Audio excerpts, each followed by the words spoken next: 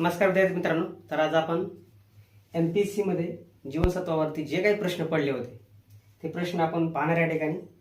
त्यानंतर आपण चॅप्टरला सुरुवात करणार आहे. चॅप्टरला सुरुवात करायचं आपल्याला कळेल की नेमकं प्रश्न कशा पद्धतीने येतात, कोणकोणत्या टॉपिकवरती येतात, त्याच्यानुसार आपल्याला टॉपिक कसा प्रिपेअर करायचा ते समजेल. ओके, या ठिकाणी आपण 5 प्रश्न पाहणार आहेत.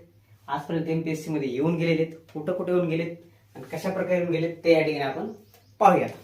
तर चला मग पहिला प्रश्न बघू आपण. विटामिन्स. ओके, हा चॅप्टर आपण या ठिकाणी पाहणार आहे. तर विटामिन B12 चे खालीलपैकी स्त्रोत कोणते? म्हणजे आपल्याला जेवढे काही विटॅमिन्स आहेत त्यांच्या स्त्रोत म्हणजे सोर्सेस याबद्दल आपल्याला लक्षात ठेवायचे. हा प्रश्न येऊन गेला होता राज्यसेवा पूर्व 2017 साली. ओके, त्यानंतर 4 ऑप्शन आहेत बघू. पहिला मांस, मासे, यकृत व लहान आरड्यातील जीवाणू. दुसरं मशरूम, धान्य, काजू, भाकरी, भात, ब्रोकोली, सोयाबीन, वरीलपैकी सर्व.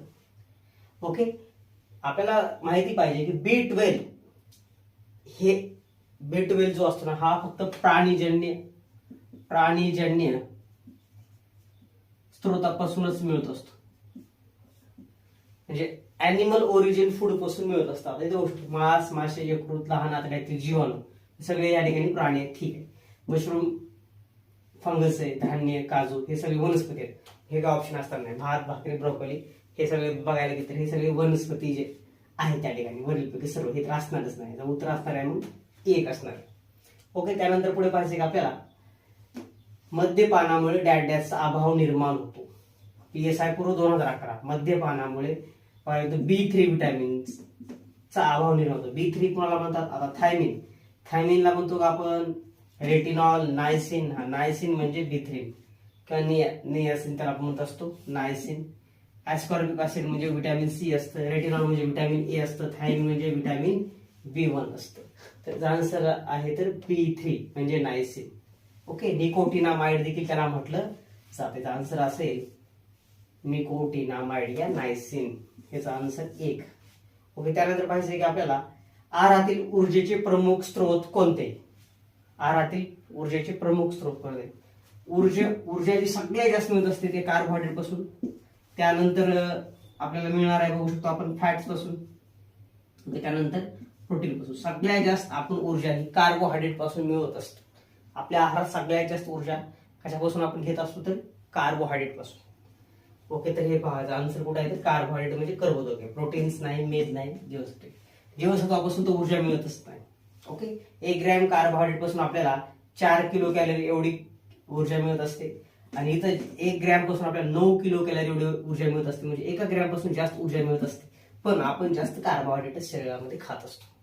ओके, त्यानंतर आहे म्हणजे आपल्याला हे पोषक द्रव्य चॅप्टर पाहायचं. इथं आपल्याला म्हणजे अभावामुळे निर्माण होणारे रोग, डिफिशियन्सीमुळे होणारे रोग या ठिकाणी आपल्याला प्रश्न पाहायचे आहेत. ओके, त्यानंतर बघा 14 प्रश्न. भारतीय आहारात व्हिटॅमिन A हे मुख्यत्वे डॅश पासून मिळते. व्हिटॅमिन A वर सर्वाधिक प्रश्न येऊन गेलेले आहेत, सतत येत असतात. हा बी प्रश्न गेला STI पूर्व 2014 साली येऊन गेलेला आहे. फायटिन, टॅनिन, ऑक्सिटोसिन, कॅरोटीन. याचा आन्सर सगळ्याला माहिती आहे carotene. Okay, vitamin A carotene. त्यानंतर पुढे पाहिजे की आपल्याला 5वा प्रश्न. लिंग परिवर्तित तांदूळ हे सोनेरी तांदूळ म्हणजे गोल्डन राईस म्हणूनही ओळखला जातो. त्यात मुख्यत्वे काय असते? गोल्डन राईस मध्ये व्हिटॅमिन A आपल्याला पाहायला मिळतं. काय पाहायला मिळतं? Vitamin A. आता व्हिटॅमिन A बघा इथे व्हिटॅमिन A चं इथं नाव आहे बघा बीटा कॅरोटीन. कॅरोटीन आपण या ठिकाणी म्हटलं तसं इकडे बीटा कॅरोटीन. व्हिटॅमिनचे आपल्याला नाव माहितीच पाहिजे ना, रासायनिक नाव माहिती पाहिजे. बीटा कॅरोटीन आहे किंवा कॅरोटीन त्याला आपण म्हणतो शॉर्टकट. म्हणजे पाहायला गेलं तर व्हिटॅमिन A जर पाहायला गेलं हे समजा व्हिटॅमिन A आहे. व्हिटॅमिन A चे 2 स्त्रोत आहेत. एक प्राणीजन्य स्त्रोत आहे म्हणजे प्राण्यापासून पण व्हिटॅमिन A मिळतं, आणि दुसरा आहे वनस्पतीपासून. वनस्पती म्हणजे सगळंच माहिती आपल्याला. तर प्राण्यापासून जे आपल्याला व्हिटॅमिन मिळतं ते असतं रेटिनॉल. आणि वनस्पतीपासून जे मिळत असतं ते बीटा कॅरोटीन किंवा आपण त्याला म्हणत असतो कॅरोटीन. शॉर्टकट मध्ये आपण म्हणत असतो कॅरोटीन. हे आपल्याला माहिती पाहिजे. म्हणजे दोन्ही नाव त्या ठिकाणी कॅरोटीन नाव आहे का बीटा कॅरोटीन, हे जरा जास्त बेस्ट नाव झालं ऑथेंटिक बीटा कॅरोटीन. अशा प्रकारचे प्रश्न आलेले आहेत. आता ह्याच्या पुढे आपण पाहणार आहेत की विटॅमिनचे प्रकार पाहणार आहेत, ते कशावरून पडतात, तर जे काही प्रत्येक विटॅमिन आहेत त्या प्रत्येक विटॅमिनचे आपण रासायनिक नाव पाहणार आहेत. त्यानंतर त्यांचे मुख्य कार्य पाहणार आहेत, त्यांच्या अभावामुळे होणारे, त्यांच्या आधिक्यामुळे म्हणजे किंवा जास्त प्रमाणात खाल्ल्यामुळे होणारे रोग, हे आपण त्याबद्दल प्रश्न पाहणार आहेत. ओके, हे माहिती सगळी घेणार. पुढच्या लेक्चरमध्ये आपण जरूर भेटू. चला, थँक्यू.